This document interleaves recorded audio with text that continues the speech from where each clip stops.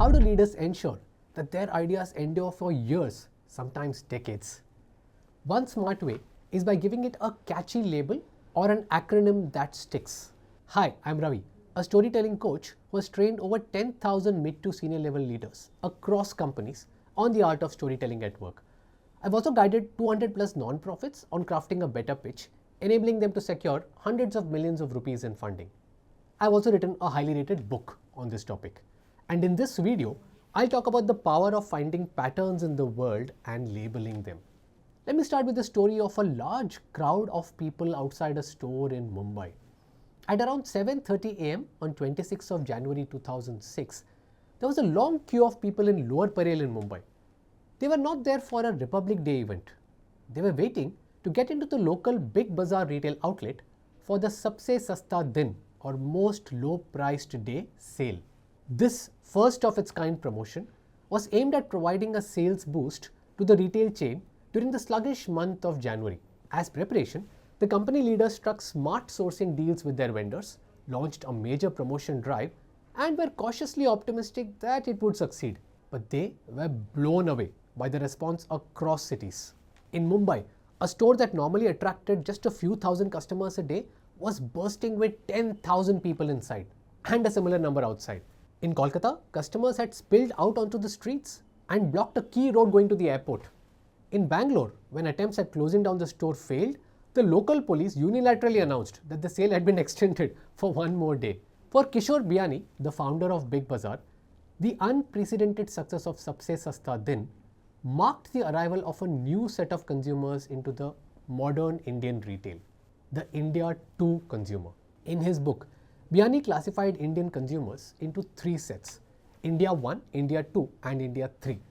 These groups can be understood as the consuming class, the serving class and the struggling class, he wrote. Several thinkers have used and built on this classification. Sajid Pai of Bloom Ventures makes a further distinction within India 1 by adding a thin India 1 alpha layer at the top, and uses the knowledge of the English language as a marker between groups. India 1 alpha, English native and westernized. India 1, English fluent, digitally savvy, western values, convenience over cost. India 2, vernacular India, not comfortable with English, digitally less fluent, aspiring for a better life, socially mobile. India 3, less educated, engaged in informal or manual labor, but excited by access to content and connectivity. If you are a follower of the Indian consumer space, your reaction on seeing the above framework for the first time might have been, of course, now I get it. I've been coming across these data points in isolated incidents at multiple points, but now that you've connected the dots and given it a label, I get it. The labeling of such patterns in data increases our understanding of the world and also helps us find examples of our own. For example, you might look at the Indian startup Cred and immediately realize that it primarily targets the India 1 alpha segment. Now, you can get bonus points if you use an acronym for your pattern. For example, Mark Andreessen, the co-founder of the VC firm Andreessen Horowitz, was asked about the new growth sectors for startup investing in mid-2022. He could have said something about neural networks, machine learning, AI, GPT, Web3, genomics, mRNA, crypto, and so on. Instead, he simplified the investing growth sectors in a convenient three-part acronym: A, B, and C. A, which is artificial intelligence, stands for all the amazing technologies around deep learning, machine learning, GPT-3, DAL-E, and so forth, he wrote. Biotech is the B, he said, with genomics and now the mRNA revolution, plus the revolution of bringing together the disciplines of biology and engineering. And the third, the C, is crypto and Web3, which is a revolution around distributed consensus, building trusted networks on the internet, and all the things that follow from that. Acronyms like these make it easier for the audience to even remember the idea. Not just remember, but use and change their vocabulary.